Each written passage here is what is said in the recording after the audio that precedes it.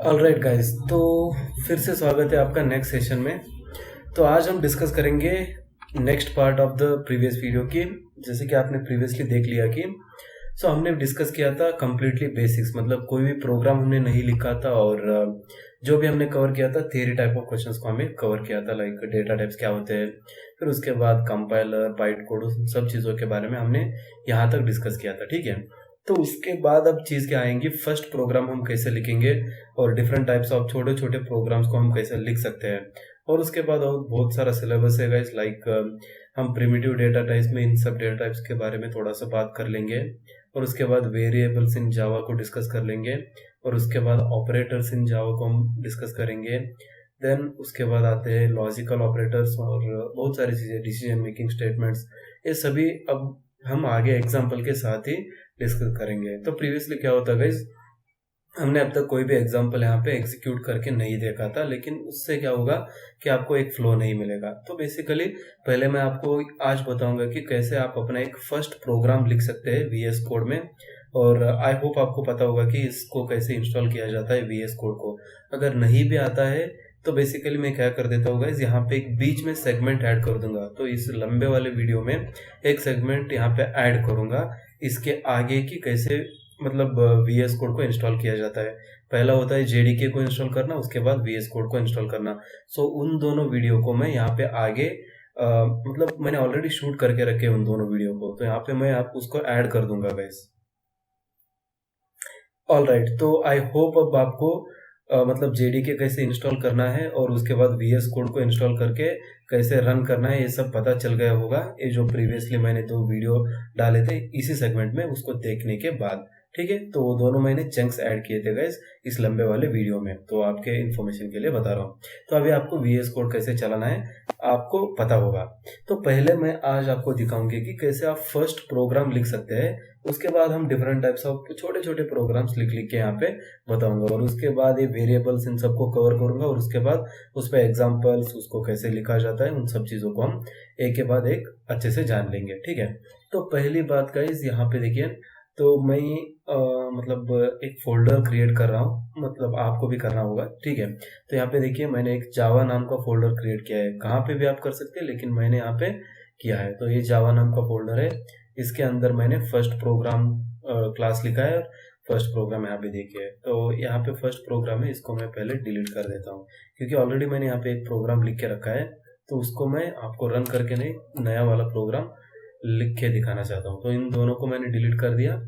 ठीक है, तो अभी मैं VS कोड में आ रहा हूँ और ये देखिए यहाँ पे स्क्रैच हो चुका है, इसको भी मैं क्लोज कर देता हूँ। तो अभी ये VS कोड आपका भी कुछ इस तरह से, ठीक है, तो कुछ इस तरह से खुल जाएगा और इसको मैं मिनिमाइज कर देता हूँ। ठीक है, तो यहाँ पे बेसिकली देखिए पहली चीज़ आपको क्या करनी है, मतलब मैं बताऊंगा कि फर्स्ट प्रोग्राम आप कैसे लिखेंगे बिगनर के लिए। तो आपको ऐसे ओपन कर लेना है, उसके बाद आपने एक्सटेंशन से जावा एक्सटेंशन पैक तो इंस्टॉल कर ही लिया होगा। तो उसके बाद आपको क्या करना है, फाइल पे क्लिक करना है और उसके बाद न्यू फाइल पे क्लिक करना है और इस तरह से select language to get started, कुछ इस तरह से आपको एक मैसेज दिखाई देगा।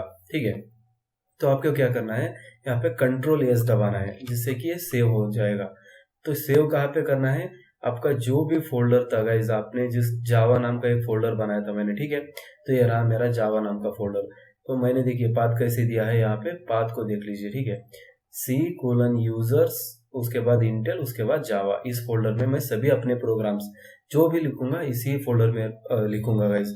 और इसका भी मैं आपको लिंक दे दूंगा जिससे कि आप अपने जो भी हमारे कोड से उसको आप एक्सेस कर सकते हैं। गिटहब का मैं लिंक दे दूंगा। ठीक है, तो यहाँ पे आपको कोई नाम देना है जो कि नाम सेम होना चाहिए प्रोग्राम के क्लास के नाम। तो मैं इसको बेसिकली दे देता हूँ इस फर्स्ट प्रोग्राम, या फिर मैं दे देता हूँ इसको प्रोग्राम, क्या देंगे, प्रोग्राम 1 दे देते हैं, चलो। ठीक है, तो प्रोग्राम 1.java देना चाहिए था गाइस। ठीक है, तो देखिए थोड़ा सा यहाँ पे फाइल मैंने न्यू क्रिएट किया, उसके बाद प्रोग्राम 1.java, तो ये मैंने प्रोग्राम 1.java को क्रिएट कर दिया। ठीक है, तो जब मैं प्रोग्राम 1.java क्रिएट करूँगा तो ये देखिए इसने मुझे मतलब इसका एक बेसिक सा स्ट्रक्चर दे दिया। ठीक है, तो इसको मैं फिलहाल डिलीट कर देता हूँ। उसके बाद मैं न्यू लाइन से मतलब स्क्रैच से लिखूंगा, ठीक है। तो क्या होता है, पहला एक हमें क्लास डिफाइन करना पड़ता है, क्लास, और उसके बाद जो भी आपका प्रोग्राम का नाम है उसी को यहाँ पे देना है। तो यहाँ पे मैं क्या दूंगा, प्रोग्राम 1, ठीक है। तो ये जो प्रोग्राम 1 है ये क्लास का नेम है, यही आपके फाइल का भी नेम होना चाहिए, अदरवाइज आपको एरर आ सकता है, ठीक है।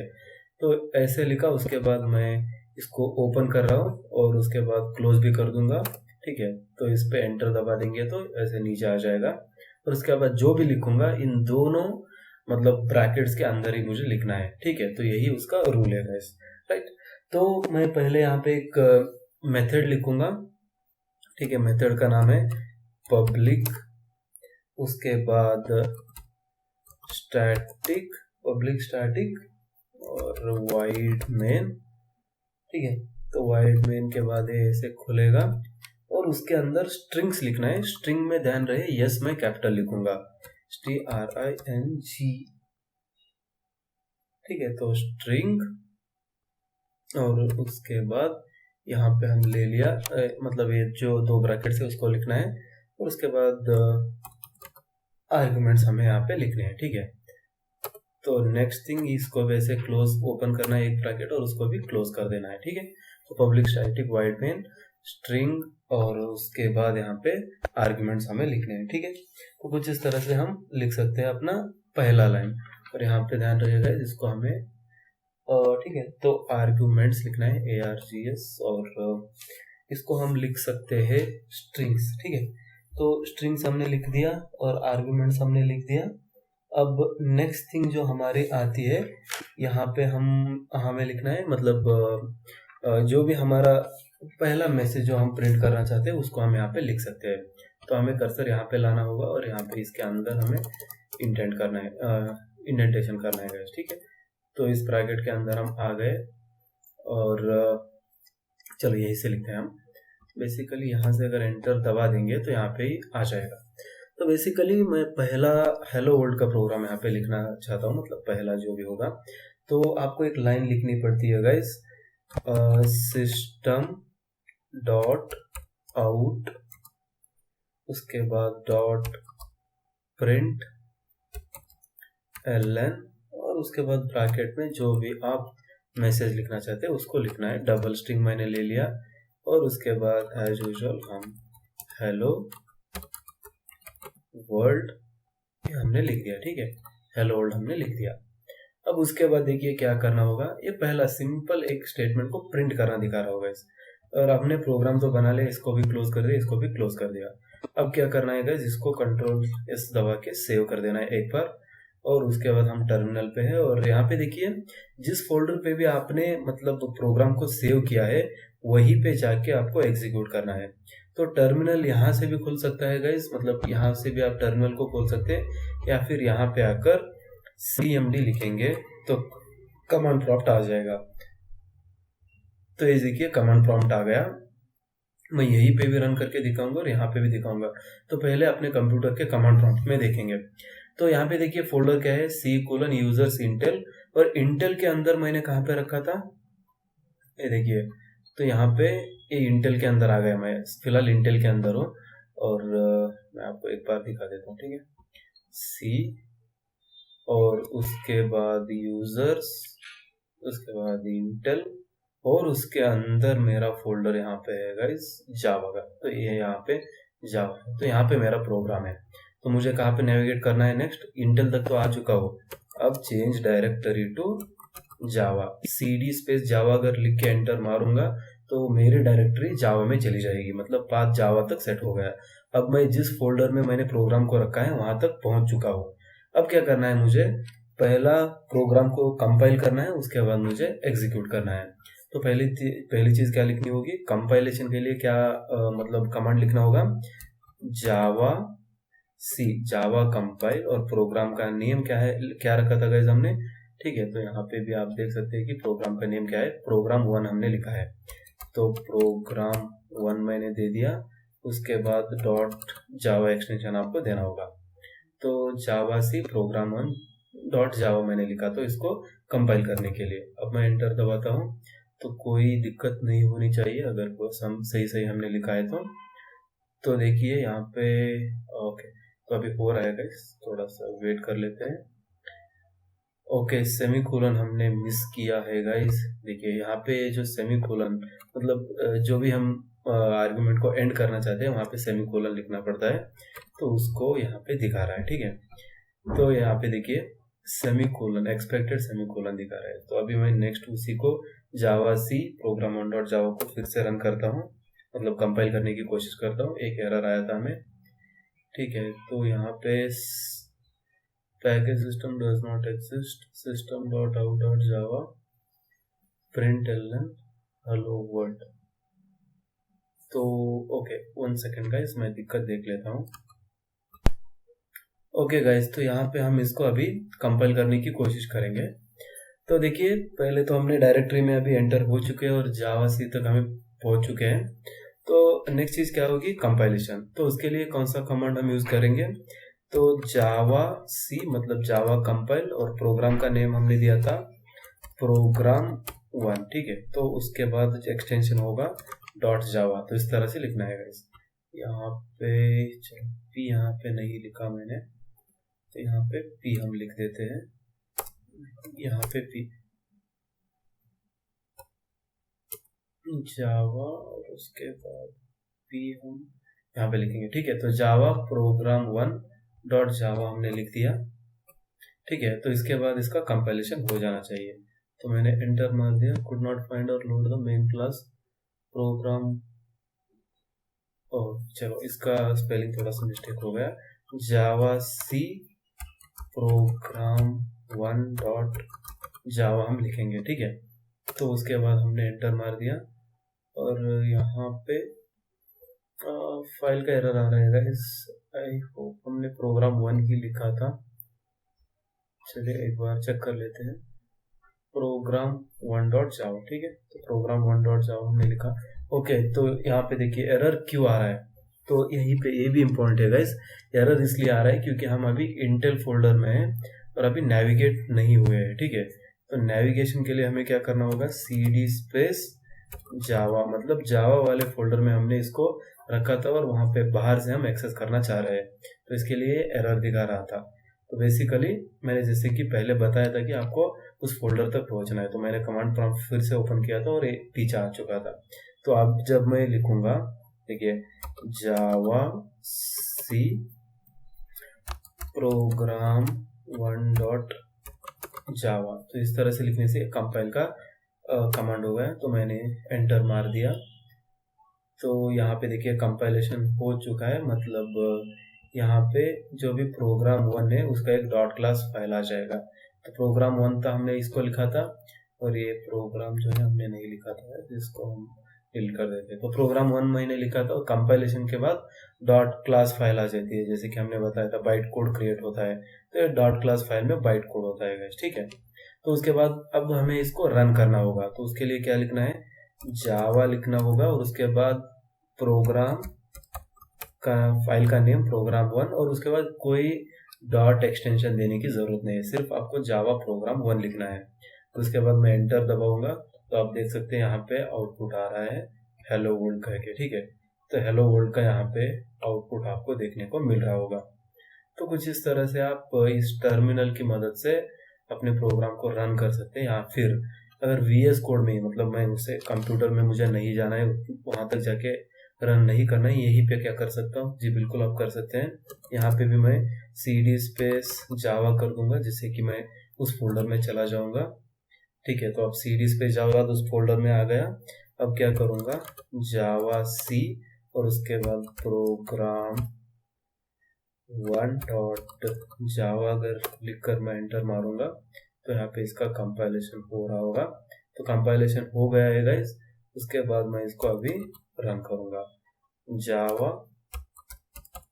प्रोग्राम 1, तो एंटर दबाते ही आपको यहाँ पे आउटपुट देखने को मिल जाएगा। तो यहाँ पे भी आप आउटपुट देख सकते हैं, और चाहे तो कमांड प्रॉम्प्ट में भी देख सकते हैं। तो कमांड प्रॉम्प्ट में प्रेफर नहीं करूंगा गाइस, क्योंकि बार बार आपको नेविगेट करना पड़ता है। तो बेसिकली यहीं पे कोड आपको चेंज करना है और यहीं पे आउटपुट देखना है। कोई दिक्कत ही नहीं, ठीक है। तो कुछ इस तरह से आप पहला प्रोग्राम लिख सकते हैं। और उसके बाद मैं और कुछ सेंटेंसेस यहाँ पे ऐड करना चाहूँगा। इसको मैंने कॉपी कर लिया और उसके बाद मैं यहाँ पे इसको पेस्ट कर दूँगा और इसके बाद और एक बार यहाँ पे पेस्ट करूँगा और इसके अंदर मैं लिखना चाहता हूँ प्रोग्राम स्टार्टेड और उसके बाद मैं यहाँ पे लिखूँगा प्रोग्राम एंडेड, ठीक है। तो कुछ इस तरह से मैं लिखूँगा। अब इसको मैं सेव करता हूँ और सेम चीज़ इसको रन करने की कोशिश करता हूँ गाइस। अब मैं जब ऊपर वाला की दबाऊंगा एरो में, मतलब कीबोर्ड में, तो जो भी मैंने प्रीवियसली कमांड्स को रन किया था वही कमांड मुझे यहाँ पे दिखाई देगी, ठीक है। तो जावा सी प्रोग्राम 1.java मैंने ऑलरेडी रन किया था, मतलब बार बार आपको लिखने की कोई ज़रूरत नहीं है, सिर्फ एक बार लिखो, उसके बाद ऊपर नीचे करके उसको आप एक्सेस कर सकते हैं। तो मैं पहले इसको कंपाइल कर लेता हूँ, ठीक है। तो मैंने इसको एंटर मार दिया तो ये कंपाइल हो गया और डाउन एरो दबाऊंगा तो नेक्स्ट जो कमांड मैंने लिखा था ये आ जाएगा जावा प्रोग्राम 1। तो इसको भी मैं एंटर मारूंगा तो यहाँ पे देखिए program started, hello world, program ended. तो कुछ इस तरह से आप अपना पहला प्रोग्राम जावा में लिख सकते हैं गाइस। तो यही नहीं, आप कोई भी यहाँ पे एंटर, मतलब कोई भी मैसेज यहाँ पे देख सकते हैं। मतलब मैं अगर नाम लिखूँ कोई, ठीक है, ठीक है, तो ये मैं नाम अपना लिख रहा हूँ यहाँ पे। तो अगर मैं इस नाम को लिखूंगा तो ये भी यहाँ पे मतलब शो हो जाएगा। तो इसको भी मैं दिखा देता हूँ। तो पहले मैं इसको कंपाइल करूँगा, ठीक है। तो कंपाइलेशन हो रहा है, उसके बाद मैं इसको रन करूँगा गाइस। तो रन करने के बाद देखिए यहाँ पे आ रहा है और ठीक है, तो यहाँ पे हो गया। तो ये कुछ दब गया था मेरे हाथ से। तो उसके बाद बेसिकली आप ऐसे लिख सकते हैं, ठीक है। तो ये तो हो गया पहला कोड, आप कैसे लिख सकते हैं। आई होप आपको पूरी तरह से समझ में आ चुका होगा। तो अब हम और कुछ लिखने को ट्राई करते हैं। मतलब चलो मानता हूँ मैं इन सबको हटा देता हूँ गाइस, ठीक है। तो इन सबको हटा देता हूँ और चलो इस वाले लाइन को तो मैं यहाँ से निकाल दूंगा। मतलब थोड़ी सी एक्सरसाइज हम कर लेते हैं इसमें, ठीक है। तो आपको यही करना है गाइस और इस लाइन को मैं रहने देता हूँ और उसके बाद मैं इसको पेस्ट कर दूंगा और इसमें लिखूंगा क्या, चलो कुछ लिख देते हैं गाइस। यहाँ पे सपोज मैं कोई नंबर्स को टाइप 3 4 5 6 इनको मैं प्रिंट करवाना चाहता हूँ। उसके बाद और एक चीज़ जो कि मैं एक फ्लोटिंग पॉइंट नंबर को अगर मैं यहाँ पे प्रिंट करवाना चाहता हूँ 2020.2020, ठीक है। कुछ इस तरह से लिखूंगा और उसके बाद मैं समझ लो कि कोई और मतलब एक कैरेक्टर को अगर मैं यहाँ पे शो करना चाहता हूँ तो कैरेक्टर को हमने बताया था सिंगल कोट में लिखना पड़ता है। अरे ठीक है, तो इसको हमने सेलेक्ट किया, डिलीट किया, उसके बाद सिंगल कोट्स ले लिए, उसके अंदर मैं कैरेक्टर लिख देता हूँ डी। तो उसके बाद फिर से मैंने इसको पेस्ट किया, मतलब बेसिकली पेस्ट करता जा रहा होगा इसमें जो भी ये system dot out dot println है, इसको मैं बार बार लिखना नहीं चाहता। और उसके बाद एक स्ट्रिंग तो मैंने ऑलरेडी यहाँ पे प्रिंट की है ऊपर ही। और मतलब बूलियन अगर मैं कुछ यहाँ पे प्रिंट करना चाहता हूँ ट्रू फॉल्स कुछ ऐसे, तो यहाँ पे मैं ऐसे लिख सकता हूँ ट्रू, ठीक है।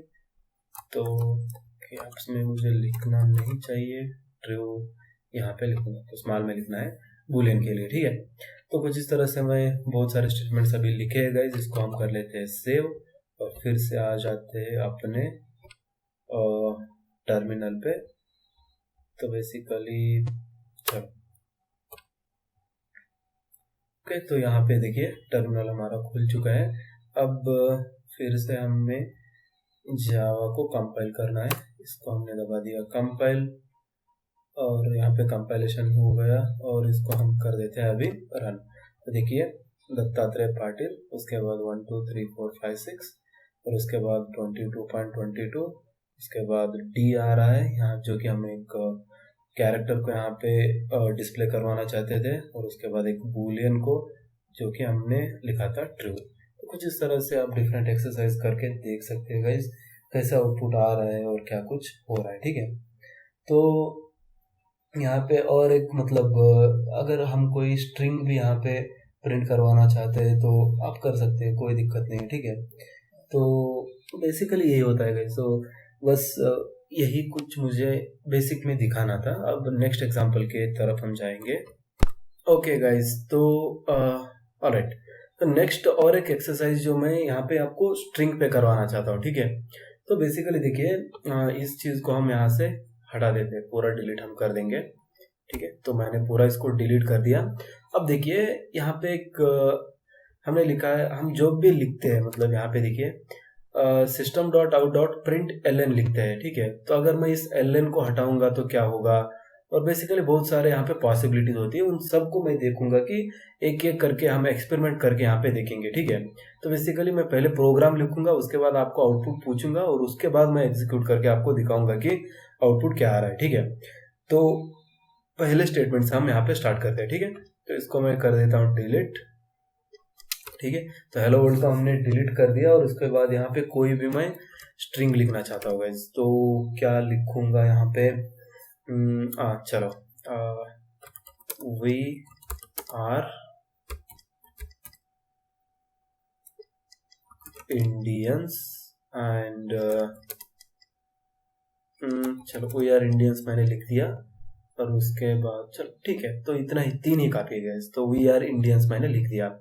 अब जैसे कि आपको पता है, इसको अगर मैं रन करूंगा तो ये पहले ही लाइन में आ जाएगा, मतलब एक ही लाइन में आ जाएगा वी आर इंडियंस, ठीक है। तो उसके बाद और एक चीज यहाँ पे मैं लिखना चाहता हूँ, इसको मैं कॉपी कर लेता हूँ और यहाँ पे मैं एंटर दबाऊंगा और इसको पेस्ट कर देता हूँ और फिर से एक बार लूंगा और इसको पेस्ट कर दूंगा।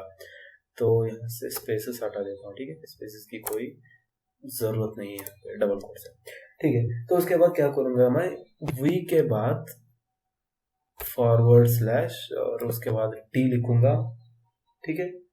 तो ऐसे लिखा, उसके बाद मैं आर के बाद फॉरवर्ड स्लैश टी लिखूंगा, उसके बाद इंडियंस के बाद, मतलब इसके बाद तो कोई मीनिंग नहीं रहता गाइस, इतना लिखूंगा मैं, ठीक है। तो और उसके बाद नेक्स्ट लाइन में मैं क्या लिखूंगा, बैक स्लैश एन लिखूंगा, उसके बाद बैक स्लैश एन लिखूंगा, ठीक है। तो कुछ इस तरह से मैंने अभी इसको मॉडिफाई कर दिया। अब देखते हैं कि आउटपुट क्या आएगा, ठीक है। तो यहाँ पे बैक स्लैश टी मैंने 2 बार लिखा है, बैक स्लैश एन लिखा है। तो इसका कोई मतलब निकलता है या फिर नहीं, या फिर क्या होगा, ठीक है। तो इसको मैं कर लेता हूँ सिंपली सी सेव। तो उसके बाद ऊपर जाऊंगा और यहाँ पे इसको कंपाइल करूंगा। आई होप एक सही से कंपाइल हो जाएगा। तो कंपाइल तो हो चुका है गाइस, अब इसको हम कर लेते हैं रन, ठीक है। तो रन मैंने कर दिया। अब देखिए क्या हो रहा है। तो वी आर इंडियंस, ये जो पहला system dot out dot print L था, यहाँ पे क्या हुआ था, वी आर इंडियंस एक ही लाइन में आ चुका है, ठीक है। तो कोई दिक्कत नहीं हुई हमें, जैसे हमने लिखा था, जैसे हमने चाहा था वैसे ही वी आर इंडियंस कह के आ गया। लेकिन ये जो दूसरा स्टेटमेंट है यहाँ पे कुछ अजीब सा हो गया गाइस, ठीक है। तो यहाँ पे क्या हुआ, वी आ गया, उसके बाद स्पेस आया, आर आ गया, उसके बाद इंडियंस आ गया। इसका कारण क्या था, यहाँ पे हमने बैक स्लैश टी दबाया था। तो बैक स्लैश टी का मतलब होता है बैक स्लैश टैब का। जो भी आप टैब का कीबोर्ड में स्पेस देना चाहते हैं उसको आप प्रोग्राम में ही दे सकते हैं। अगर इस तरह से बैक स्लैश टी कर कर आप उसमें लिख देंगे तो ये जो टैब का स्पेस होता है वो यहाँ पे मिल जाएगा आपको। और उसके बाद और एक आया बैक स्लैश एन। तो बैक स्लैश एन बहुत सारे लोगों को आपको पता ही होगा, back slash N basically new line character होता है गाइस। जब भी ये बैक स्लैश एन होगा उसके बाद जो भी प्रिंट होगा दूसरे लाइन पर, मतलब वी के बाद बैक स्लैश एन दिया तो बैक स्लैश एन देखते ही उसको ये जो फ्लो होता है वो नेक्स्ट लाइन को चला जाएगा, मतलब आर दूसरे लाइन में आएगा, उसके बाद इंडियंस भी दूसरे लाइन में आ जाएगा। तो देखिए वी आर इंडियंस पूरा दूसरे लाइन में आ चुका है। तो कुछ इस तरह से ये तीनों बहुत ही इंपॉर्टेंट चीजें है गाइस, ठीक है। तो इसको हम कैसे देख सकते हैं, ठीक है। तो बेसिकली इन चीज़ों को मतलब थोड़ा सा आपको जान लेना चाहिए कि ये क्या मतलब होता है, ये क्या मतलब होता है, जिससे कि आपको दूसरे कोई भी प्रोग्राम्स लिखने हैं तो बहुत ही मदद हो जाती है, ठीक है। तो अब देखिए मैं सिर्फ जैसे कि मैंने बताया था एल को हटा दूंगा, इससे क्या एरर होगा या फिर क्या होगा मुझे आपको बताना है, ठीक है, आपको मुझे बताना है। तो यहाँ पे देखिए मैं इस एल को हटा दूंगा और मैं सिर्फ प्रिंट करूंगा और उसके बाद एल को हटा दूंगा और वी आर इंडियंस ऐसे करके लिख दूंगा। तो इसको मैं कर देता हूँ सेव और इसको मैं रन करने की कोशिश करता हूँ। कंपाइल किया मैंने, आई होप कोई एरर थ्रो नहीं करेगा, नहीं किया इसने। और उसके बाद जावा प्रोग्राम लिखूंगा। तो देखिए क्या होगा गाइस, देखिए कोई दिक्कत नहीं आई। वी आर इंडियंस यहाँ पे लिखकर आ गया। उसके बाद ये जो फ्लो था गाइस इसी लाइन में रह गया। तो बेसिकली एलएन किसके लिए लिखते हैं हम, जब भी आप कोई सी भी चीज को प्रिंट करेंगे तो ये जो कर्सर होता है आपको दूसरे लाइन पे चला जाए, इसलिए हम एलएन लिखते हैं, एलएन लिखते हैं, ठीक है। तो हर स्टेटमेंट, हर प्रिंट स्टेटमेंट में हम एलएन इसलिए लिख रहे हैं क्योंकि जब भी कोई प्रिंट स्टेटमेंट प्रिंट हो जाएगा उसी के आगे मुझे ये डायरेक्टरी दिखा रहा है, तो इसका मतलब ये न्यू लाइन पे नहीं चला गया, ठीक है। तो अगर मैं यहाँ पे फिर से एलएन डाल दूंगा, और यहाँ पे सजेशंस आते रहते हैं, उसको इग्नोर मारो। और अब देखिए मैं इसको फिर से कंपाइल करूंगा, ठीक है। तो कंपाइल करने के बाद इसको रन करूंगा, तो अब देखिए डिफरेंस क्या आ गया। वी आर इंडियंस यहाँ पे प्रिंट हुआ, उसके बाद इसी के आगे हमें कुछ नहीं आएगा, इस मतलब ये जो फ्लो था नेक्स्ट लाइन को चला गया, और PSC कोलन यूजर्स इंटेल जावा ये सब कुछ दूसरे लाइन में आ गया। तो बेसिकली इसी को हम इसीलिए मतलब ये पूरा मेसअप हो जाता है, हम अच्छे से डिफ्रेंशिएट नहीं कर पाते। तो बेसिकली इसके लिए हम लिखते हैं कि एलएन यहाँ पे लिखने से जो भी फ्लो होता है वो दूसरे लाइन में चला जाता है और हमें अच्छे से यहाँ पे समझ में आ जाता है कि क्या कुछ हो रहा है प्रोग्राम में। तो बेसिकली प्रिंट और प्रिंट एलएन में डिफरेंस यही होता है गाइस, दोनों में कोई मतलब एरर नहीं आएगा आपको, लेकिन ये डिफरेंस जरूर होता है, ठीक है। तो राइट, तो यहाँ पे हो गई चीज। अब नेक्स्ट चीज हम क्या देखेंगे, just a sec guys. All right guys, तो यहाँ पे हम जाते हैं दूसरे एग्जाम्पल की तरफ, और बेसिकली बहुत ही इंटरेस्टिंग एग्जाम्पल होगा गाइस, ठीक है। तो इसको भाई मैं चलो कॉपी कर लेता हूँ, और स्पेस को मैं यहाँ से हटा देता हूँ, ठीक है। चलो, तो देखिए एक एक स्टेटमेंट को मैं लिखता जाऊंगा, और उसके बाद आपको जो भी है आउटपुट में पूछता जाऊंगा। तो आपको बेसिकली बताना है कि इसका आउटपुट पॉसिबली क्या आ सकता है, ठीक है। तो देखिए पहला जो मैं लिखने जा रहा हूँ यहाँ पे, मतलब मैंने यहाँ पे इसका ज़रा सा लेआउट इसको सेट किया है गाइस। तो बेसिकली ये बहुत छोटा हो रहा था, मुझे लग रहा था, तो इसके लिए मैंने क्या किया, कंट्रोल शिफ्ट और उसके बाद कंट्रोल शिफ्ट और प्लस दबाने से जूम इन हो जाता है, ठीक है। तो मतलब ये बड़ा हो जाता है, उसके बाद कंट्रोल शिफ्ट माइनस दबाऊंगा तो ये जूम आउट हो जाएगा, ठीक है। तो मैंने इसको जूम इन कर लिया है जिससे कि आपको अच्छे से दिखाई दे, ठीक है। तो आई होप इतना जूम इन काफ़ी है जिससे कि आपको क्लियरली सब कुछ दिख जाएगा। और इस चीज़ को यार मैं थोड़ा सा नीचे ले लेता हूँ, ठीक है। ओके, तो यहीं पे हम एग्जीक्यूशन देखेंगे, और ज़रूरत पड़ेंगे तो हम इसको जूम आउट करके फिर से लिख लेंगे, ठीक है। तो कोई दिक्कत वाली बात नहीं है, या फिर हम टर्मिनल में भी आउटपुट देख सकते हैं, ठीक है। तो चलो पहले हम स्टार्ट तो कर लेते हैं, उसके बाद देखेंगे कि कैसे दिखेगा और क्या कुछ होगा। तो बेसिकली मैंने जैसे बोला था कि कुछ मैं प्रिंटिंग स्टेटमेंट लिखता जाऊंगा और आपको उसका जवाब यहाँ पे गेस करता जाना है। तो बेसिकली ये एक्सरसाइज इसलिए बता रहा हूँ गाइस क्योंकि एक्सरसाइज करने से आपको अच्छे से समझ में आ जाएगा। तो देखिए मैं थोड़ा ज़्यादा टाइम नहीं लूँगा, 10 लिखूँगा और उसके बाद प्लस चलो 20 लिख देता हूँ, ठीक है। तो 10 + 20 मुझे प्रिंट करूंगा तो इसका आउटपुट क्या आ जाएगा, तो ऑब्वियसली सबको पता है, लेकिन फिर भी मैं दिखा देता हूँ एक बार। इसको मैंने कर लिया कंपाइल, चलो कंपाइल हो गया, और उसके बाद इसको मैं कर देता हूँ रन। अरे इसको सेव करने की दिक्कत है गाइस, तो मैं बेसिकली सेव नहीं करता, भूल जाता हूँ।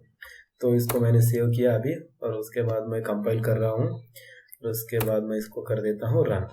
तो जैसे कि 10 + 20 सबको पता है 30 हो जाता है, कोई दिक्कत की बात नहीं, यहाँ पे 30 आ गया, चलो वेरी गुड। तो अब क्या करता हूँ, इसको मैं कर लेता हूँ कॉपी, और यहाँ पे देखिए इसको क्या करूँगा, अभी मैं पेस्ट करूँगा गाइस, और इसको मैं अंदर से जो भी था इसको डिलीट कर देता हूँ। तो अभी क्या लिखूँगा मैं, डबल कोट्स ले लेता हूँ, मतलब एक स्ट्रिंग लिखूँगा, और इसके अंदर लिखूँगा DATATREY, तो मेरे भाई का नाम है गाइस। तो बेसिकली इसको मैं लिख रहा हूँ, और इसके बाद मैं प्लस लिखूँगा, और उसके बाद बेसिकली सरनेम लिखूँगा जो कि है पाटिल। तो यहाँ पे देखिए मैंने 2 स्ट्रिंग्स यहाँ पे लिख दिए, दत्तात्रेय एक में लिखा और उसके बाद पाटिल एक में लिख दिया। तो बेसिकली क्या हो गया, ये 2 स्ट्रिंग को मैं जोड़ के लिखना चाहता हूँ, तो इसका आउटपुट क्या आएगा, दत्तात्रेय अलग से आएगा और पाटिल अलग से आएगा, या फिर दोनों मिलकर ही आ जाएंगे। तो चलो देखते हैं। इसको मैं सेव कर लेता हूँ और इसके बाद मैं इसको कंपाइल कर लूँगा गाइस, ठीक है। तो कंपाइल करने के बाद इसको मैं रन कर देता हूँ। तो देखिए, जैसे कि मैंने दो स्ट्रिंग्स अलग अलग लिखे थे, लेकिन इस प्लस ऑपरेटर की मदद से, ये जो प्लस है इसको हम कहते हैं कॉन्कैटिनेशन ऑपरेटर। मतलब दो स्ट्रिंग्स अगर यहाँ पे प्लस के राइट में और लेफ्ट में दो स्ट्रिंग्स है, तो उन दोनों को ये जोड़ देगा और विदाउट स्पेस इसको प्रिंट कर देगा दत्तात्रेय पाटिल, ठीक है। तो यहाँ पे अगर मैं स्पेस चाहता हूँ तो यहीं पे स्पेस छोड़ सकता हूँ, और जिससे कि मुझे यहाँ पे भी स्पेस मिल जाएगा। तो चलो उसको भी हम करके देख देते हैं।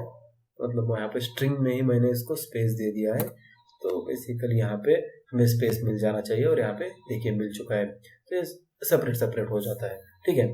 तो चलो इसको हमने देख लिया कि दो स्ट्रिंग्स को अगर मैं कॉन्कैटिनेट कर रहा हूँ तो उसका आउटपुट स्ट्रिंग ही आ रहा है। अब नेक्स्ट केस इंटरेस्टिंग होने वाला है गाइस। इसको भी मैंने पेस्ट कर लिया, फिर मैं इसको कर दूंगा डिलीट।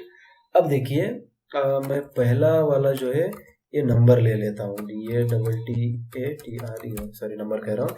ये मैं पहला मतलब स्ट्रिंग ले लेता हूँ। उसके बाद मैं ले लूँगा प्लस ऑपरेटर, उसके बाद मैं ले लूँगा 33, ठीक है। तो आपको क्या लगता है अब इसका आउटपुट क्या आएगा, ठीक है। तो इसको हम कर देते हैं सेव, और देखिए इस मतलब जो भी लेफ्ट में है ये स्ट्रिंग है और राइट में है जो नंबर है। तो आपको क्या लगता है, दो तीन पॉसिबिलिटी हो सकती है। मतलब ये दोनों कॉन्कैटिनेट हो जाएंगे और दत्तात्रेय 33 करके आउटपुट आ जाएगा, या फिर ऐसा हो सकता है कि एक एरर थ्रो करेगा, या फिर और भी कोई पॉसिबिलिटी अगर आप सोचते हैं तो वो भी हो सकती है, ठीक है।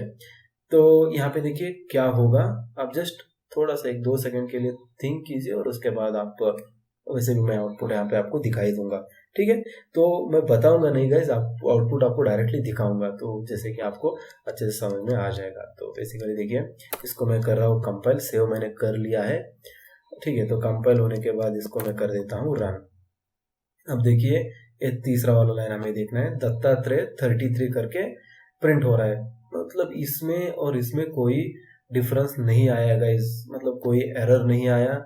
ये स्ट्रिंग है, ये नंबर है, फिर भी इसने कॉन्कैटिनेट कर लिया, फिर यहाँ पे आपको डिस्प्ले हो चुका है। मतलब यहाँ पे क्या हो चुका है, ठीक है। तो इसका रीजन मैं बताता हूँ गाइस। जब भी आप दो सेगमेंट्स को यहाँ पे कॉन्कैटिनेट करना चाहते हैं, जो भी चीज यहाँ पे लेफ्ट हैंड साइड में होती है, मतलब जो भी पहली चीज होती है, मतलब यहाँ पे स्ट्रिंग है तो ये 33 को भी स्ट्रिंग में कन्वर्ट कर देगा और दोनों को कॉन्कैटिनेट कर देगा। यहाँ पे नंबर है तो इसको भी, मतलब यहाँ पे नंबर होगा तो ये जरूर एरर थ्रो करेगा गाइस, ठीक है। लेकिन यहाँ पे नंबर नहीं है तो इसके लिए इसको ये स्ट्रिंग में कन्वर्ट कर ले रहा है, और यहाँ पे इसको आउटपुट आपको दिखा रहा है। मतलब 33 को डबल कोलन वो अपने आप से लगा देगा, और दत्तात्रेय एक स्ट्रिंग हो गया, 33 एक स्ट्रिंग हो गया, और दोनों को मिला के यहाँ पे दत्तात्रेय 33 करके आपको एक आउटपुट मिल रहा है, ठीक है। तो एक ऐसा केस होगा, और इसके बाद और भी एक इंटरेस्टिंग केस मैं आपको दिखाता हूँ, जो कि इससे भी थोड़ा और इंटरेस्टिंग होगा गाइस, ठीक है। तो इससे आपको प्रैक्टिस बहुत ही अच्छी हो जाती है गाइस, ठीक है। तो देखिए मैं पहला एक एज इट इज स्ट्रिंग ले लेता हूँ, TATREY, और उसके बाद मैं ले लेता हूँ सपोज 30, एक नंबर ले लिया, और उसके बाद और एक नंबर ले लेता हूँ गाइस, फिर से एक 30 नंबर ले लिया, ठीक है। तो मैंने क्या किया, अभी एक स्ट्रिंग ले लिया, उसके बाद यहाँ पे और एक स्ट्रिंग है, और यहाँ पे एक और एक स्ट्रिंग है। तो यहाँ पे आपको क्या लगता है, मतलब Dattatreya plus 30 plus 30 60, Dattatreya 60 print होगा, या फिर स्पेस ले लेता होगा इसमें, दत्तात्रेय 60 प्रिंट होगा, या फिर यहाँ पे कोई और चीज पॉसिबल है। मतलब दत्तात्रेय 30 प्रिंट होगा, या फिर दत्तात्रेय 30 प्लस 30 प्रिंट होगा, या फिर आपको क्या लगता है कि कौन सी चीज यहाँ पे पॉसिबल हो सकती है, या फिर एरर भी आ सकता है। तो आप जस्ट एक आंसर आपके दिमाग में सोच के रखिए, मैं इसको आपको एग्जीक्यूट करके दिखाता हूँ कि क्या आएगा, ठीक है। तो इसको हम कर लेते हैं सिंपल सा सेव, और उसके बाद हम आ जाएंगे यहाँ पे टर्मिनल में, और इसको हम कर लेते हैं कंपाइल, ठीक है। तो एरर तो नहीं थ्रो करना चाहिए, तो नहीं इसने थ्रो किया कुछ। इसके बाद मैं इसको कर देता हूँ रन। अब देखिएगा यहाँ पे आउटपुट क्या आ गया आपको, दत्तात्रेय 30 प्लस 30, इसको इसने क्या किया, दत्तात्रेय 30 करके लिख दिया। तो इसका मतलब जो हमने रूल बताया था ये रिटेन हो चुका है। जो भी राइट हैंड साइड में पहले स्ट्रिंग था तो इसको भी 30, इस पहले वाले 30 को इसने स्ट्रिंग में कन्वर्ट कर दिया और इस दूसरे वाले 30 को भी इसने स्ट्रिंग में कन्वर्ट कर लिया। तो इसका मतलब होता है मैं जितना भी एडिशन यहाँ पे आगे लिखता जाऊँ, जब मैं पहले स्ट्रिंग लिखूंगा तो ये जो आगे वाला पोर्शन होगा इस सब को ये स्ट्रिंग में कन्वर्ट कर लेगा। तो यहाँ पे ऐसे होता है गाइस जावा में, ठीक है। तो और भी एक इंटरेस्टिंग हम केस यहाँ पे देख लेते हैं, ठीक है। तो इसको मैं फिर से पेस्ट कर दूंगा और इस बार मैं क्या करूंगा गाइस, पहले नंबर लिखूंगा उसके बाद मैं स्ट्रिंग लिखूंगा। तो आपको क्या लगता है क्या होगा, ठीक है। तो इसको डिलीट कर देता हूँ। पहले एक नंबर ले लिया, उसके बाद प्लस ऑपरेटर मैंने यहाँ पे ले लिया, उसके बाद मैं सेम, ठीक है। तो इस नाम को मैंने यहाँ पे ले लिया और अभी देखिए क्या होगा, ठीक है। तो क्या लगता है आपको, मतलब यहाँ पे नंबर है और यहाँ पे स्ट्रिंग है, क्या ये 30 दत्तात्रेय ऐसे करके लिख देगा? मतलब ये 30 नंबर है और इसको ये दत्तात्रेय को नंबर कैसे कन्वर्ट करेगा? क्या फिर यहाँ पे एरर आ सकता है? चलो देखते हैं, ठीक है। तो आप एक आंसर यहाँ पे जरूर सोच के रखिएगा इस।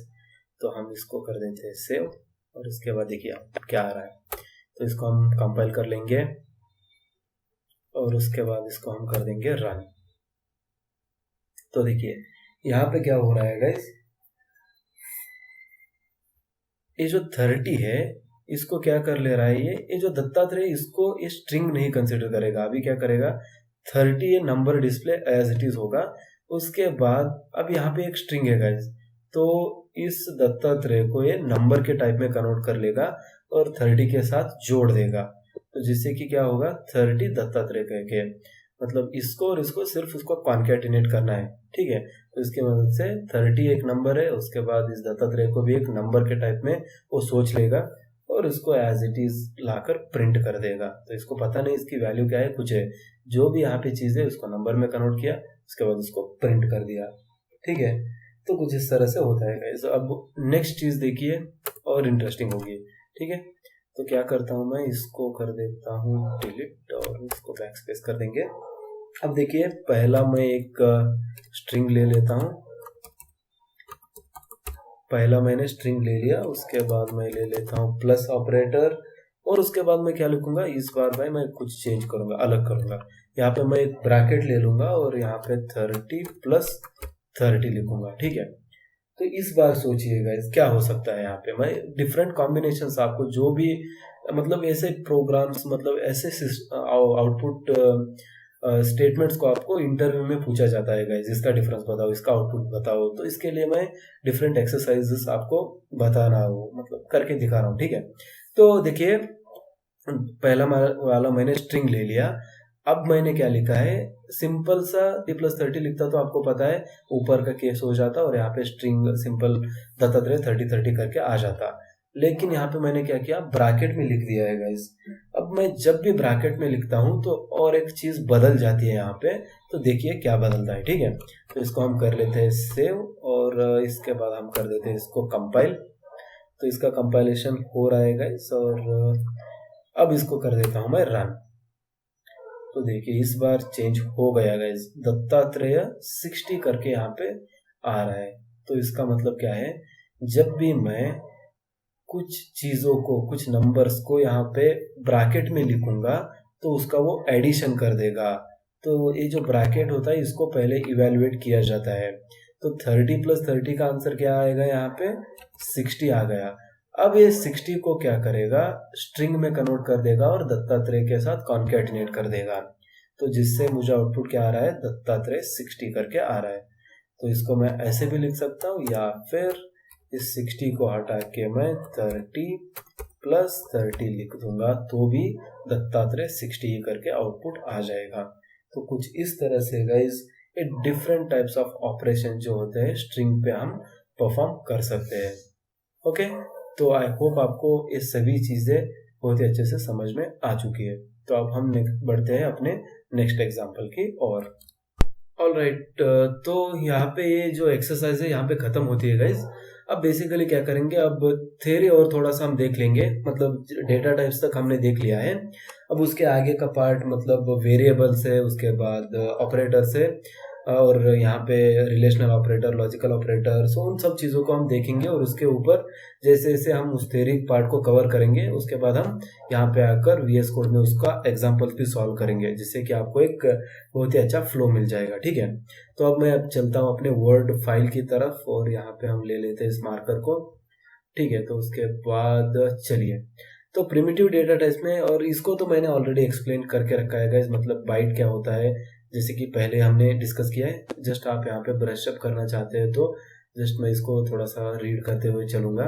ठीक है, तो byte it's use to represent the integers while programming, the size of byte will be 1 byte, मतलब इसका 8 बिट होता है। और उसके बाद आता है short, this is also use to store the integer while writing codes, but it's storing capacity is more compare to byte, it's capacity is 2 bytes. तो शॉर्ट का साइज कितना होता है, 2 बाइट्स होता है। उसके बाद इंट आता है जो कि इंटीजर वैल्यू को हम स्टोर करने के लिए यूज करते हैं, उसका साइज होता है 4 बाइट्स का। और उसके बाद लॉन्ग आता है, तो इससे भी मतलब इंटीजर से भी बहुत ही बड़ा नंबर है, तो उसको हम कर सकते हैं लॉन्ग में स्टोर। तो इसके लिए लॉन्ग को लिया गया है, यहाँ पे इसका साइज होता है 8 बाइट्स, जो कि इंटीजर के डबल होता है। उसके बाद आता है फ्लोट, तो फ्लोटिंग पॉइंट वैल्यू होती है, ऑब्वियसली हम फ्लोट में स्टोर करना चाहेंगे, और उसका साइज भी इंटीजर के ही मतलब इंट के ही सेम होता है, तो इक्वल होता है। तो यहाँ पे कुछ इस तरह से एग्जांपल हम लिख सकते हैं। जब भी हम फ्लोटिंग पॉइंट लिखना चाहते हैं जावा में, तो यहाँ पे एफ लिखना बहुत ही ज़रूरी होता है, अदरवाइज ये डबल में हो जाएगा। तो यहाँ पे देखिए नेक्स्ट वाइज क्या आता है, डबल आता है। तो डबल और फ्लोट में यही डिफरेंस है कि छोटे फ्लोटिंग पॉइंट वैल्यूज है तो मैं फ्लोट में यहाँ पे स्टोर कर सकता हूँ, अगर फ्लोटिंग पॉइंट वैल्यू बड़ा है तो उसको मैं फ्लोट में नहीं स्टोर कर सकता हूँ, तो डबल पे मुझे स्टोर करना होगा। तो डबल और फ्लोट दोनों ही फ्लोटिंग पॉइंट वैल्यू स्टोर करते हैं, लेकिन उनका साइज वेरी होता है, just like int and long. तो डबल का साइज 8 बाइट होता है, जो कि same as that of long होता है गाइस। और यहाँ पे एफ लिखने की कोई ज़रूरत नहीं होती है। ठीक है, तो एग्जांपल में लिखना चाहूँ तो 12.2222 जितना चाहे तो यहाँ पे लिख लो, एफ लिखने की कोई ज़रूरत यहाँ पे नहीं है आपको। ठीक है, तो उसके बाद आता है कैर, जिसका की होता है साइज 2 बाइट्स। और यहाँ पे देख सकते हैं कैर मतलब हमने प्रोग्राम ऑलरेडी देखे हैं, कैर में कोई भी यहाँ पे डी मतलब कैरेक्टर कोई भी लिख सकता हूँ। ठीक है, तो उसके बाद बूलियन आता है जिसका साइज 1 बिट होता है, और यहाँ पे 2 पॉसिबिलिटी होती है, ट्रू या फिर फॉल्स। तो इन सब चीज़ों को हमने ऑलरेडी देखा है। तो आप देखते हैं गाइस, जिसको कि हमने नहीं देखा वो है वेरिएबल्स इन जावा। तो वेरिएबल्स क्या होते हैं, तो ऑलरेडी हमने वेरिएबल्स बहुत सारे यूज़ कर लिए गाइस, जो कि हमने प्रोग्राम लिखते हुए देख लिया था। ठीक है, तो variables are use to store value in program. It has got 2 steps. First one variable declaration and second one variable initialization. So variable declaration is like reservation in trains, and variable initialization is like occupying the seats after reservation. तो देखिए guys, यहाँ पे मैं VS code को अगर खोलूँगा तो okay, तो देखिए ये जो मैं यहाँ पे चलो ठीक है, मैं एक वेरिएबल ले लेता हूँ, int नंबर इक्वल टू 30। इसको मैंने क्लोज कर दिया, अरे यहाँ पे क्लोज कर दिया, तो क्लोज कर दिया। यहाँ पे देखिए ये नंबर जो मैंने यहाँ पे लिखा है एक वेरिएबल है गाइस, ठीक है, जिसका डेटा टाइप है इंट। और यहाँ पे 2 स्टेप्स मैंने कहा था कि 2 स्टेप्स होते हैं, तो कौन से 2 स्टेप्स होते हैं, वेरिएबल डिक्लेरेशन होता है और उसके बाद वेरिएबल इनिशियलाइजेशन होता है। तो लेकिन यहाँ पे आप तो कहेंगे कि देखिए यहाँ पे एक ही लाइन में मैंने लिख दिया है, लेकिन इसको मैं चेंज करके कैसे लिखूंगा, इंट नंबर लिखूंगा और उसके बाद नंबर इक्वल टू 10 लिखूंगा। ठीक है, तो कुछ इस तरह से मैं लिखूंगा गैस। तो बेसिकली अगर मैं ऐसे लिखता हूँ तो भी सेम है, मतलब नंबर एक वेरिएबल है जिसका टाइप है इंटीजर, और उसके अंदर वैल्यू क्या स्टोर कर रहा हूँ, मैं 10 को स्टोर कर रहा हूँ। तो ये पहला चीज जो है ये हो गया वेरिएबल डिक्लेरेशन। ठीक है, तो वेरिएबल डिक्लेरेशन हो गया। उसके बाद ये दूसरा चीज वेरिएबल इनिशियलाइजेशन, तो वेरिएबल इनिशियलाइजेशन इसको कहते हैं गाइस। तो ये क्या हो गया, ये इसका मतलब क्या है, मतलब वेरिएबल डिक्लेरेशन का मतलब रिजर्वेशन होता है, तो इसको मैं कह देता हूँ रिजर्वेशन, और उसके बाद occupation of seats after reservation, इसको मैं कुछ इस तरह से लिखूंगा और इस बॉक्स को मैं हटा दूंगा गाइस यहाँ से, ठीक है। तो ये दिक्कत कर रहा है, तो इसको मैं कुछ इस तरह से हटा सकता हूँ, ठीक है।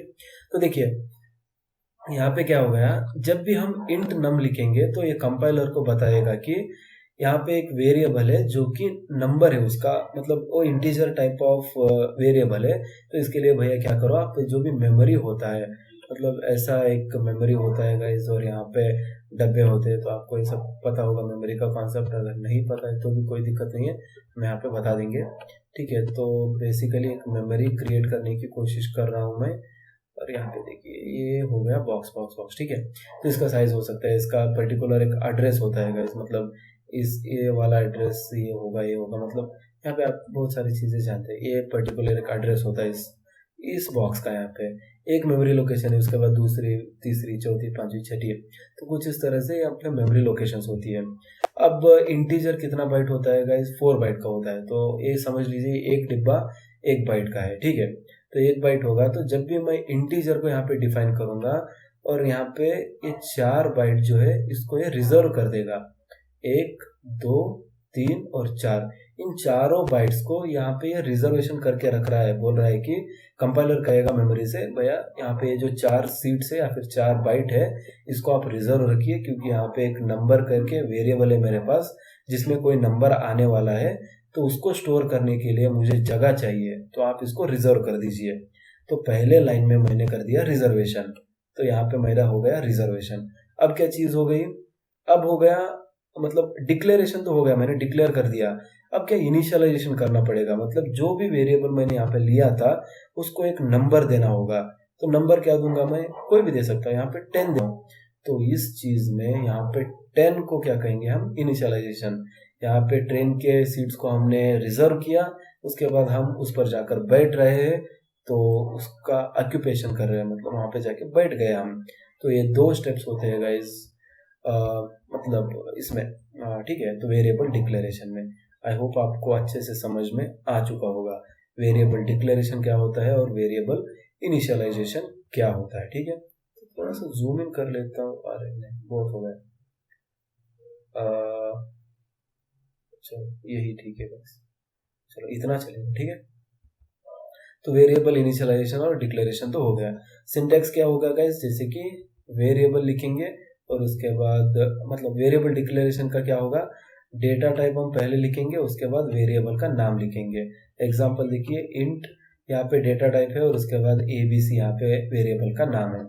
और नेक्स्ट थिंग क्या है, यहाँ पे वेरिएबल इनिशियलाइजेशन है, जिसको कि हमने देख लिया है। वेरिएबल इनिशियलाइजेशन का सिंटैक्स होगा, वेरिएबल नेम लिखेंगे और उसके बाद उसके राइट हैंड साइड में वैल्यू लिखेंगे। तो राइट हैंड साइड में जो भी वैल्यू हम लिखेंगे वो जाके वेरिएबल में यहाँ पे स्टोर हो जाएगी, तो इसको हम कहेंगे वेरिएबल इनिशियलाइजेशन, ठीक है।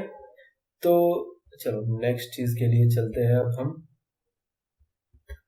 नीचे आएंगे तो एग्जांपल आपको दिखाई देंगे कि एग्जांपल देखिए, इंट डेटा टाइप है, उसके बाद एम्प्लॉय आईडी है और उसके बाद डबल है, यहाँ पे एम्प्लॉय की हम सैलरी ले रहे हैं, और कैरेक्टर एक डेटा टाइप है, उसमें हम एम्प्लॉय का जेंडर ले रहे हैं, और स्ट्रिंग एक डेटा टाइप है, यहाँ पे हम एम्प्लॉय का नेम स्टोर कर रहे हैं। तो देखिए इंटीजर डेटा टाइप को हमने देख लिया, डबल को हमने देख लिया, कैरेक्टर को देख लिया और स्ट्रिंग को देख लिया। तो अकॉर्डिंगली मतलब अगर नेम को मैं स्टोर करना चाहता हूँ तो ऑब्वियसली स्ट्रिंग ही लेना पड़ेगा, और जेंडर मेल या फिर फीमेल होगा, एम होगा या फिर एफ होगा, तो ये कैरेक्टर से मैं डिफाइन कर सकता हूँ, इसलिए कैर को ले लिया। एम्प्लॉय की सैलरी बहुत ज़्यादा होती है, 35, 40,000, 50,000, 1 लाख, 2 लाख, तो उसको मैंने लिखना है तो डबल में लिखना होगा, तो यहाँ पे मैं फ्लोटिंग पॉइंट डबल में लिखूंगा। और एम्प्लॉय की आईडी 1 2 3 4 5 5 6 6 कुछ भी हो सकती है, तो इसके लिए मैं क्या लिखूंगा, इंटीजर में उसको स्टोर करूंगा। अब इसका क्या मतलब, मैंने वेरिएबल को, सभी वेरिएबल को डिक्लेयर कर दिया गाइस। मैंने कहा कंपाइलर को कि ये भैया ये जो एम्प्लॉय आईडी है, उसके बाद एम्प्लॉय सैलरी है, उसके बाद एम्प्लॉय जेंडर है, इन सभी वेरिएबल्स को मैं यूज करने वाला हूँ। अब क्या करूंगा, मैं उन सभी का वैल्यूज यहाँ पे दूंगा। एम्प्लॉय आईडी 1122, उसके बाद एम्प्लॉय सैलरी 35,000, एंड 00 यहाँ पे लिखा। एम्प्लॉय जेंडर मेल है, तो कुछ इस तरह से मैंने लिखा। उसके बाद एम्प्लॉय का नेम है यहाँ पे, एज मैंने वही अपना नेम लिख लिया। और देखिए यहाँ पे मैं ले लेता हूँ उसको। तो कुछ इस तरह से हम वेरिएबल्स को है जो डिक्लेयर कर सकते हैं और इनिशियलाइज भी यहाँ पे कर सकते हैं, ठीक है। तो अब हम इसी चीज़ को एक प्रोग्राम की मदद से लिखने की कोशिश करेंगे गाइस। अब ये तो थ्योरी पार्ट हो गया, ऑपरेटर्स को हम अब नेक्स्ट देखेंगे, जैसे इसका एक प्रोग्राम हम एग्जांपल देख लेंगे, ठीक है। तो चलो मैं एक स्टेटमेंट को फिर से कॉपी कर लेता हूँ और इन सब चीज़ों को यहाँ से मैं हटा दूंगा। आप इसको मैं सेलेक्ट कर लिया, फिर सिंपल सा डिलीट कर दिया गाइस, ठीक है। तो देखिए ये स्केलेटल तो सेम रहेगा, क्लास प्रोग्राम ऑन, और उसके बाद public static void main string और आर्गुमेंट्स यहाँ पे रहेगा ही रहेगा, ठीक है। तो RCS रहेगा। और उसके बाद अब देखिए नेक्स्ट चीज़ क्या आती है। तो वेरिएबल डिक्लेरेशन को मैं पहले आपको दिखा देता हूँ कि कैसे वेरिएबल डिक्लेरेशन,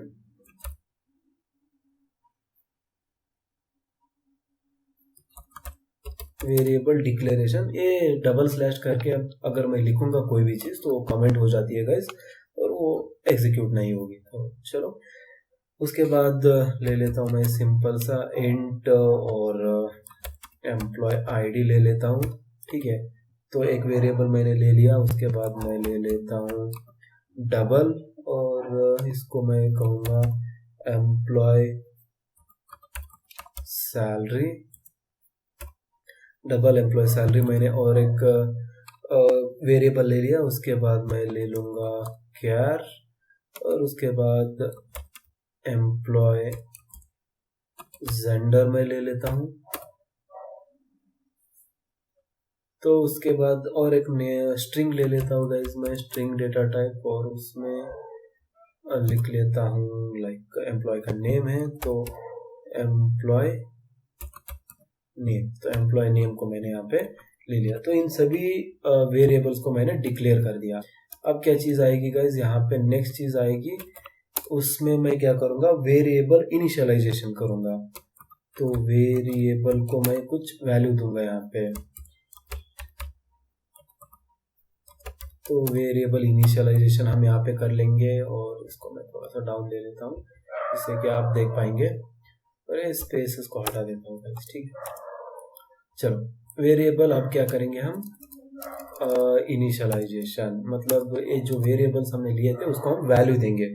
तो क्या करूँगा, पहले एम्प्लॉय आईडी को ले लेता हूँ और उसको कितना वैल्यू दूंगा गाइस, चलो 1122 इसका आईडी है एम्प्लॉय का। उसके बाद मैंने इसको क्लोज किया, और उसके बाद नेक्स्ट चीज़ क्या है, एम्प्लॉय की सैलरी EMP, मतलब जो भी यहाँ पे वेरिएबल लिया है उसी को हमें यहाँ पे लिखना है, ध्यान रहे, ठीक है। तो स्पेलिंग में चेंजेस होंगे तो कंपाइल टाइम एरर आ जाएंगे। तो चलो इसका सैलरी हम लिख देते हैं कुछ 35,000, और उसके बाद नेक्स्ट चीज़ क्या है, एम्प्लॉय का जेंडर है, एम्प्लॉय जेंडर, और उसको हम कर देंगे, चलो मेल है, ठीक है। तो इसको मैं कर दूंगा मेल, ठीक है। तो M मैंने लिख दिया। उसके बाद एम्प्लॉय का नेम ले लेता हूँ गाइस, EMP नेम, एम्प्लॉय का नेम, यहाँ पे मैं एक स्ट्रिंग लिख देता हूँ, ठीक है। दत्तात्रेय मैंने फिर से ले लिया, और इनको मैं क्लोज करते रहना चाहिए, ठीक है। इन सबको मैंने क्लोज कर दिया। अब देखिए चलो वेरिएबल को डिक्लेयर कर लिया, वेरिएबल को इनिशियलाइज कर लिया, अब इसको मैं प्रोग्राम में यूज़ करूँगा। तो सिंपल मैं इसको पेस्ट कर देता हूँ, क्योंकि मैं इसको बार बार लिखना नहीं चाहता, system.out.println को, इसके अंदर जो भी चीज़ है इसको मैं डिलीट कर दूंगा। और चलो मैं क्या करूँगा गाइस, पहले एक स्ट्रिंग ले लेता हूँ, और पहले क्या करूँगा, एम्प्लॉय की आईडी प्रिंट करूँगा, ठीक है। तो क्या करता हूँ मैं, EMPL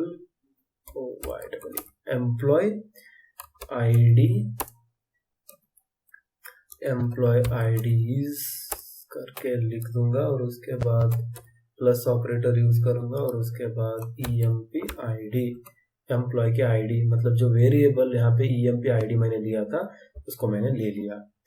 तो ये चीज़ हो गई, और इसको हम फिर से कॉपी कर लेंगे और कर देते हैं यहाँ पे पेस्ट, फिर से मैं कर दूंगा इसको पेस्ट और फिर से कर दूंगा पेस्ट।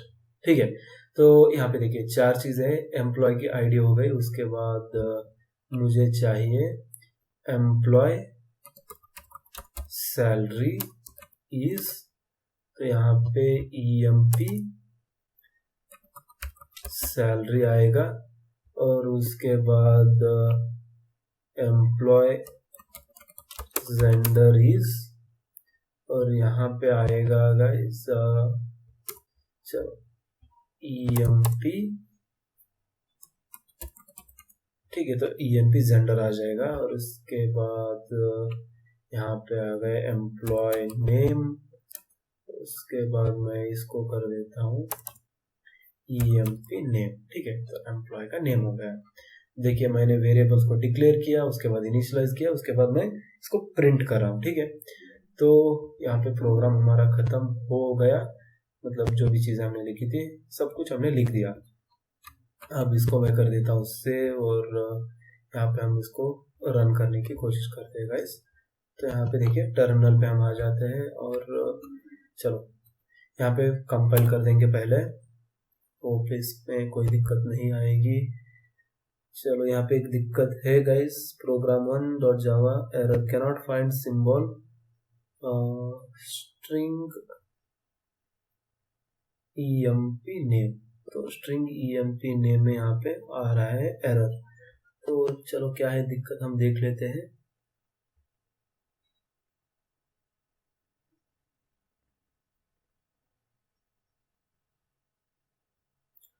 ओके, आई थिंक इस यस को हमें कैपिटल में लिखना होगा गाइस, तभी ये वर्क करेगा। तो चलो इसको मैं कर देता हूँ सेव, और फिर से इसको कंपाइल करने की कोशिश करता हूँ। ठीक है, तो कैनॉट फाइंड नेम मतलब इसको रिकॉग्नाइज, चलो सही हो गया गाइस, मतलब ये दिक्कत यही थी।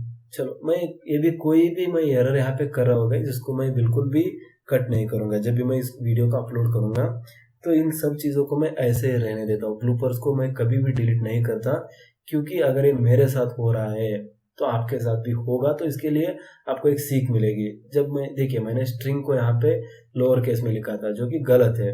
स्ट्रिंग को मैंने ऑलरेडी कहा था कि अपर केस में लिखना है जब भी आप लिखेंगे। तो कुछ इस तरह से प्रोग्राम में जब लिखेंगे तब आपको रियल दिक्कत समझ में आ जाएगी। तो कंपाइल तो हो गया, उसके बाद हम कर देते हैं इसको रन।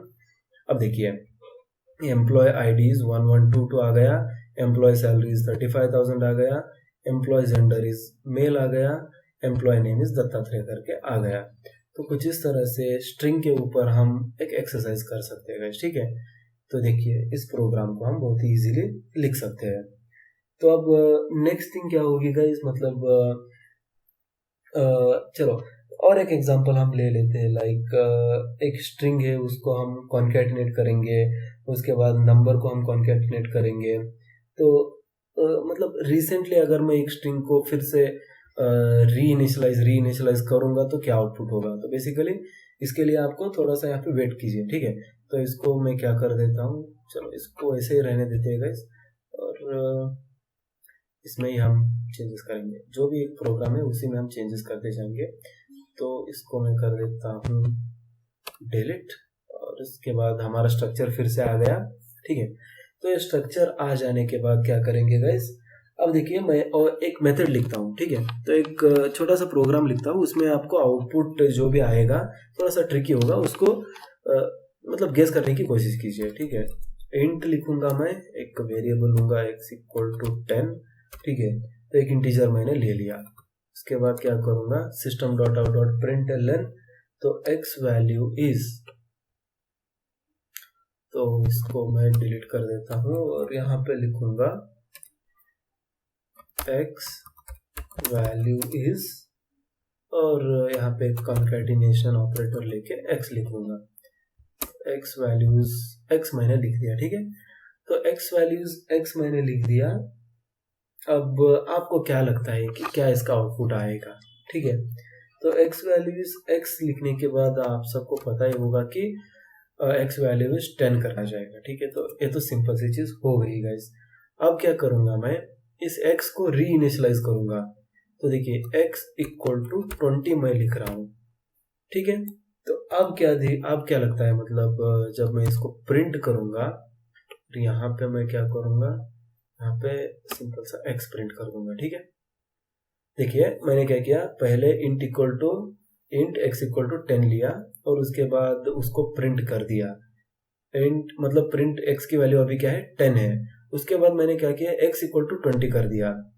अब मतलब री इनिशियलाइज मैंने कर दिया, तो उसके बाद क्या होगा, x का वैल्यू 10 होगा या फिर x का वैल्यू 20 होगा। तो देखिए इसको एग्जीक्यूट करके देखते हैं हम।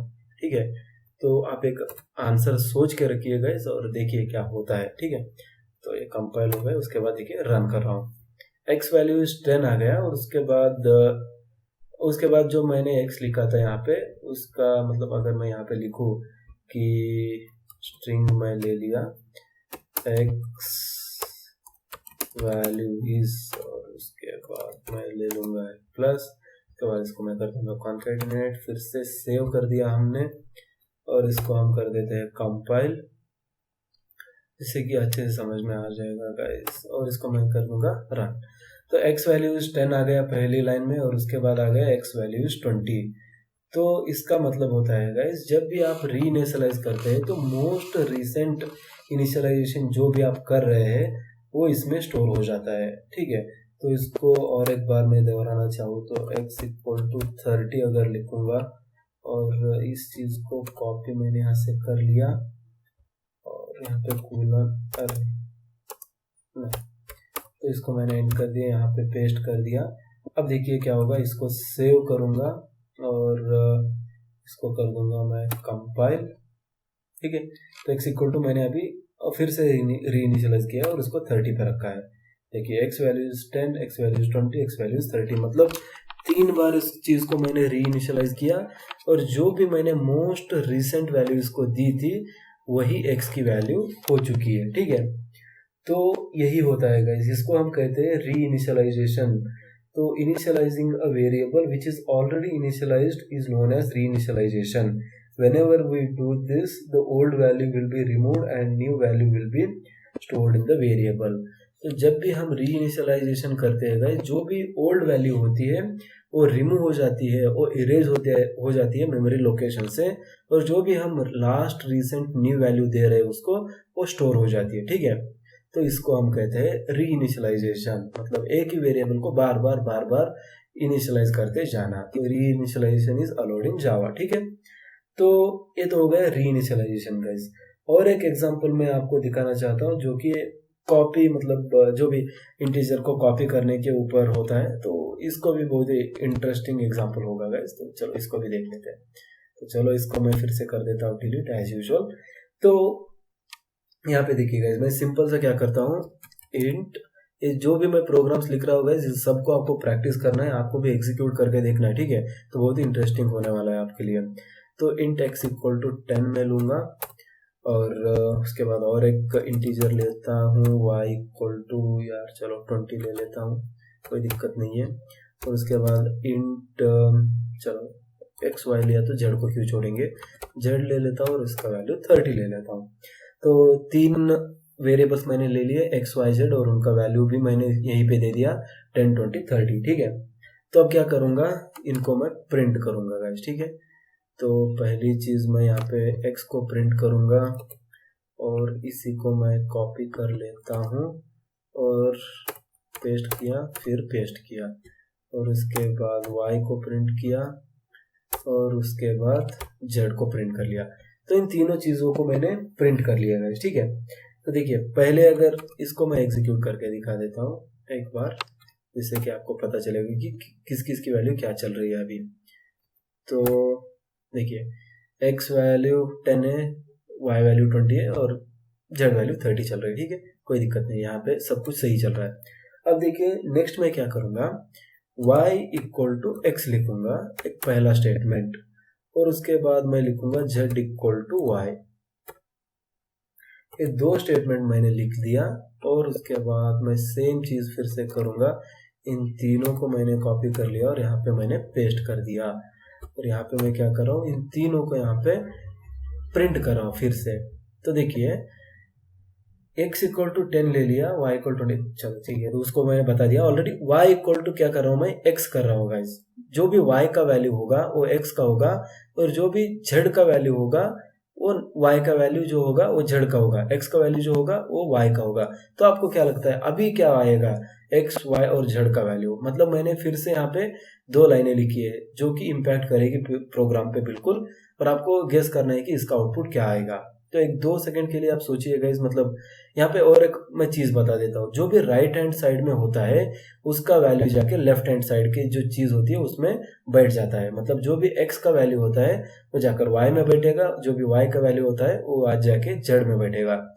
तो x तो 10 ही रहेगा, उसके बाद y क्या होगा, 10 होगा, उसके बाद z क्या होगा, z का जो वैल्यू होगा वो y का वैल्यू होगा, मोस्ट रिसेंट वैल्यू, मतलब 20 नहीं guys, most recent value y का क्या हो चुका है, 10 हो चुका है। चलो मैं पहले इसको रन कर कर दिखा देता हूँ, मतलब प्रोग्राम का आउटपुट, उसके बाद मैं एक्सप्लेन करूंगा कि कैसे ये आया, ठीक है, तो तब आपको क्यूरियोसिटी जगेगा। तो इसको मैंने रन कर दिया। अब देखिए, अरे इसको सेव करना भूल गए यार, चलो तो इसको मैं सेव कर देता हूँ। अब इसको मैंने कंपाइल कर दिया और उसके बाद इसको मैं रन कर दूंगा। तो देखिए गाइस, यहाँ पे जो लास्ट 3 वैल्यूज है ये इनका आउटपुट है। मतलब चलो इस चीज को मैं यहाँ पे देखिए 10, 20, 30 इन तीनों चीजों का आउटपुट आ गया। उसके बाद जो ये 3 चीजें थी एक्स वाई जेड की वैल्यू 10, 10, 10 आ गई। अब ये 10, 10, 10 कैसे हो गया गाइस, ठीक है, तो चलो देखिए, यहाँ पे मैं एक कमेंट में लिख देता हूँ। तो ये जो y था इसका वैल्यू पहले कितना है, 20 है, तो y इक्वल टू अभी 20 है। अब नेक्स्ट स्टेप में, मतलब जैसे ये नेक्स्ट स्टेप समझ लीजिए, नेक्स्ट स्टेप में जैसे ही ये y इक्वल टू एक्स देखेगा तो क्या करेगा, y इक्वल टू एक्स का वैल्यू कितना है गाइस, 10 है, तो ये 10 कर देगा। मतलब x का वैल्यू, अभी y का वैल्यू कितना हो गया, इस स्टेटमेंट के एग्जीक्यूट होने के बाद 10 हो गया। मतलब नेक्स्ट स्टेप में क्या होगा, y इक्वल टू 10 आ जाएगा। तो y इक्वल टू 10 तो आ गया। अब देखिए नेक्स्ट स्टेप में क्या होगा, तो z इक्वल टू वाई कर रहा हूँ, मतलब z इक्वल टू वाई का वैल्यू कितना है, 10 आया है। तो इसकी मदद से x का वैल्यू भी 10 हो गया, y का वैल्यू भी 10 हो गया, और z का वैल्यू भी यहाँ पे 10 हो गया। तो कुछ इस तरह से ये काम करता है गाइस। जो भी राइट हैंड साइड में होता है वही चीज लेफ्ट हैंड साइड में मतलब पास होकर चली जाती है। तो इसकी मदद से यहाँ पे 10, 10, 10 आ रहा है, ठीक है। तो था ना ये भी इंटरेस्टिंग एग्जाम्पल। चलो और एक एग्जांपल देख लेते हैं गाइस। तो बेसिकली फ्लोट, लॉन्ग, इन चीज़ों में क्या डिफरेंस होता है और कैसे इसको लिखा जाता है, ठीक है। तो सिंपल सा सेम चीज़ यहाँ पे मैं थोड़ा सा इसको डिलीट कर देता हूँ, इसने जगह बहुत ले ली गाइस, ठीक है। इन सब चीज़ों को मैंने हटा दिया और यहीं पे मैं लिख दूंगा अभी, ठीक है। इसके बाद मैंने एंटर मारा और इन चीज़ों को हटाना है, ठीक है। तो जब भी मैं यहाँ पे एंटर मारूंगा तो यहाँ पे ये पब्लिक मेथड के अंदर आ गया। तो देखो पहले एक वेरिएबल ले लेता होगा इसमें, चलो एक फ्लोट ले लेता हूँ, फ्लोट, और उसमें स्टोर करूंगा मैं marks equal to let us से कितने आए यार, कुछ भी, चलो 56.66, और उसके बाद मैं क्या लिखूंगा गाइस, f लिखूंगा। तो जब भी मैं फ्लोट वैल्यू को स्टोर करना चाहता हूं तो मुझे f लिखना ही पड़ता है। तो पहले मैं f को नहीं लिखूंगा, उसके बाद f को लिख के दिखाऊंगा क्या होता है, ठीक है। तो उसके बाद मैं ले लेता हूं, मान लो आप कोई मतलब फोन नंबर किसी का स्टोर करना चाहते हैं तो आपको लेना होगा लॉन्ग, और उसके बाद आपको लिखना है फोन, और इसको मैं इनिशियलाइज कर देता हूँ 1 2 3 4 5 6 7 8 9, ठीक है। तो उसके बाद 10 भी ले लेता हूँ, चलो उसके बाद 2 आ गया, रैंडमली नंबर्स ले लिया मैंने, ठीक है। तो ये 2 वेरिएबल्स हो गए, ठीक है। चलो इसको अब मैं प्रिंट करता हूँ, इतने नहीं चाहिए मुझे प्रिंट स्टेटमेंट, सिर्फ एक चाहिए। तो पहले किसको प्रिंट करना है, हमें मार्क्स को प्रिंट करना है, और इसको हम फिर से कॉपी कर लेंगे और इसको यहाँ पे पेस्ट कर दिया। नेक्स्ट चीज क्या प्रिंट करना चाहते हैं, फोन, ठीक है। तो इसको हमें प्रिंट करना है नेक्स्ट चीज में, तो इसको सेव कर लेते हैं अब देखिए गाइस, इसको मैंने डायरेक्टली ले लिया है, मतलब इसको अगर मैं ऐसे लिखूंगा तो क्या होगा, थोड़ा सा आप देख लीजिए, ठीक है। मतलब इंटीजर को मगर अगर मैं यहाँ पे लिखूंगा तो इंटीजर, तो ये भी तो इंटीजर है, ये बड़ा सा इंटीजर है, तो अगर इसको मैं इंट में ही स्टोर करना चाहूँ तो क्या हो सकता है, क्या एरर आएगा या फिर क्या चीज़ होगी, देखिए। तो इसको मैंने कंपाइल कर रहा हूँ, ठीक है। तो देखिए, program 1 Java error incompatible types possibly lossy conversion from double to float. तो ये क्या कह रहा है, ये जो 56.66 है, ये इसको डबल में कंसिडर कर रहा है गाइस। मतलब डबल, जब भी आप इसके आगे एफ नहीं देते तब ये क्या कहेगा, एक नंबर है जो कि डबल में है। डबल बहुत ही बड़ा नंबर होता है गाइस। तो यहाँ पे possibly lossy conversion from double to float. Float मतलब डबल एक बड़ा नंबर है, उसको अगर मैं फ्लोट में कन्वर्ट कर दूंगा, देखिए ये कॉन्सेप्ट को समझिएगा अच्छे से। एक बड़ा सा एक स्क्वायर है गाइस, ठीक है। उसके बाद और एक स्क्वायर है, छोटा सा स्क्वायर, ठीक है। तो इसमें कुछ मटेरियल है या फिर चलो यार इसको कुछ भी समझ लो, मतलब एक स्क्वायर में आप समझ लो कि एयर है, एक स्क्वायर में हवा है, एक बड़े से स्क्वायर में जो हवा है उसको मैं ट्रांसफर कर रहा हूँ इस छोटे से स्क्वायर में, ठीक है। तो अब हवा तो कैसे आएगी उस चीज को आप मत पूछिए, ठीक है। तो जस्ट एग्जांपल दे रहा हूँ इस चीज। तो एक बड़ा सा स्क्वायर है, उसमें फुल हवा भरी हुई है, और उसके बाद मैं क्या कर रहा हूँ, उसको ट्रांसफर कर रहा हूँ एक छोटे से स्क्वायर में। तो ये पूरी हवा क्या इसमें अकोमोडेट हो जाएगी या फिर बैठेगी, नहीं ना। यहाँ पे लॉस तो होगा हमारा, जितनी यहाँ पे इसकी कैपेसिटी है इसकी तो डबल है, तो मतलब आधी हवा तो हमारी बाहर चली जाएगी और आधी इसमें समा जाएगी। तो यही सेम चीज यहाँ पे हो रही है गाइस। ये जो बड़ा वाला बॉक्स है ये डबल है, इसमें बहुत बड़ा नंबर यहाँ पे स्टोर हो सकता है। जब उस बड़े नंबर को मैं फ्लोट में कन्वर्ट करूंगा या फिर फ्लोट में स्टोर करने की कोशिश करूंगा तो यहाँ पे लॉस हो जाएगा। मतलब ये जो भी बड़ा नंबर था उसमें से कुछ पार्ट चला जाएगा, कुछ पार्ट लॉस्ट हो जाएगा, और जो भी जितना भी फ्लोट में बचता है, मतलब 4 बाइट जो भी मैक्सिमम यहाँ पे स्टोर हो सकता है वही 4 बाइट यहाँ पे स्टोर हो जाएगा। तो वही चीज ये बता रहा है कि possibly a lossy conversion from double to float. इस डबल से फ्लोट को भैया तुम कन्वर्ट कर रहे हो तो यहाँ पे आपको लॉस हो सकता है, डेटा का लॉस हो सकता है। तो इसका मतलब क्या हुआ, अनटिल एंड अनलेस आप श्योर नहीं हो कि ये बड़ा नंबर नहीं है, मतलब ये 56.66 4 बाइट्स में आराम से बैठ जाएगा। तो ये तो आपको पता है, तो ये आपको पता है तो कंपाइलर को भी तो बताना पड़ेगा आपको। तो कैसे बताएंगे, यहाँ पे एफ अगर मैं मेंशन कर दूंगा तो ये कंपाइलर समझ जाएगा कि हाँ ये जो 56.66 है छोटा सा नंबर है जो कि फ्लोट में अकोमोडेट हो जाएगा, जो कि 4 बाइट्स में आराम से इसका काम चल जाएगा। तो जब मैं इसको फिर से कंपाइल करूंगा तो देखिए क्या होता है गाइस, ठीक है। तो इसको मैंने कर दिया कंपाइल। अब देखिए एरर चला गया क्योंकि इसको पता चल गया है कि ये छोटा सा नंबर है, कुछ दिक्कत ही नहीं इसके साथ, ये फ्लोट में आराम से बैठ जाएगा। तो उसके बाद देखिए मैंने जावा प्रोग्राम 1 और 56.66 यहाँ पे प्रिंट हो गया एज इट इज, कोई एरर नहीं। उसके बाद 1 2 3 4 5 6 7 8 9 2 ये भी यहाँ पे शो हो रहा है। लेकिन आप कह सकते हैं कि मैंने यहाँ पे अगर इसको मैं कर दूंगा लॉन्ग, अगर लॉन्ग करूंगा तो क्या होगा देखिए। तो इसको मैंने कर दिया लॉन्ग और होप इसको मैंने सेव कर लिया। चलो फिर से कर देता हूँ, सेव कर दिया और उसके बाद इसको कंपाइल कर देते हैं। तो यहाँ पे कोई दिक्कत नहीं आनी चाहिए गाइस, क्योंकि अगर ये इंट में बैठ रहा है तो लॉन्ग में तो बैठेगा ही बैठेगा। लेकिन अगर यहाँ पे और भी बड़ा नंबर है, मतलब यहाँ पे 222 इतना बड़ा नंबर है और मैं इसको अकोमोडेट करना चाहता हूँ इंट में, तो कभी कभी हो जाता है बड़े बड़े नंबर आ जाते हैं। तो इसको अगर मैं अकोमोडेट करना चाहूँगा इंट में तो चलिए देखिए क्या दिक्कत हो सकती है। यहाँ पे देखिए क्या कह रहा है, इंटीजर नंबर टू लार्ज।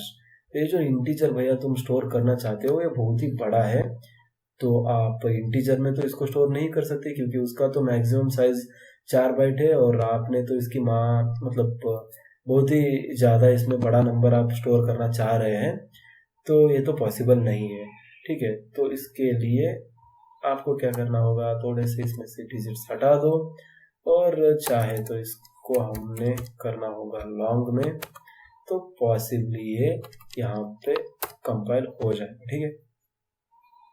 और ये तो लॉन्ग में भी नहीं बैठ रहा, मतलब इसका भी साइज मतलब 8 बाइट्स होता है गाइस मैक्सिमम, ठीक है। तो इसमें से और थोड़े नंबर्स हमें हटाने होंगे, ठीक है। चलो इतने देख लेते हैं गाइस, इसको हमने कर दिया सेव और इसको हम कर देते हैं compile. Integer number to loss, इसको हम और भी कम कर देते हैं guys. C program on dot Java compile. चलो तो मैक्सिमम यही इतना ही स्टोर हो सकता है गाइस। अब देखिए, चलो तो जब भी आप थोड़ा सा बड़ा नंबर लेना चाहते हैं तो इसको हम लॉन्ग में ले सकते हैं, और फिर भी इसमें और भी ऑप्शंस आ जाते हैं जो कि एडवांस सेक्शन में आते हैं, जिसको हम बाद में देख लेंगे। चलो तो फिलहाल के लिए इतना काफ़ी है गाइस, ठीक है। तो अब नेक्स्ट टॉपिक जो हमारा आता है गाइस, जो कि है ऑपरेटर्स, और उसमें हम देखेंगे क्या कुछ ऑपरेटर्स आते हैं और उनके ऊपर एग्जांपल्स भी हम देख लेंगे। आई होप ये सेशन बहुत ही बड़ा हो चुका होगा, 1 आवर का ये सेशन हो चुका है गाइस ऑलमोस्ट। तो नेक्स्ट पार्ट में हम ऑपरेटर को देखेंगे, मतलब आपको ये कंटिन्यूसली दिखाई देगा, लेकिन हम इसको चंक चंक में क्रिएट कर रहे हैं, जिससे कि ये जो फ्लो है वो प्रोग्राम में बना रहे हैं। ओके,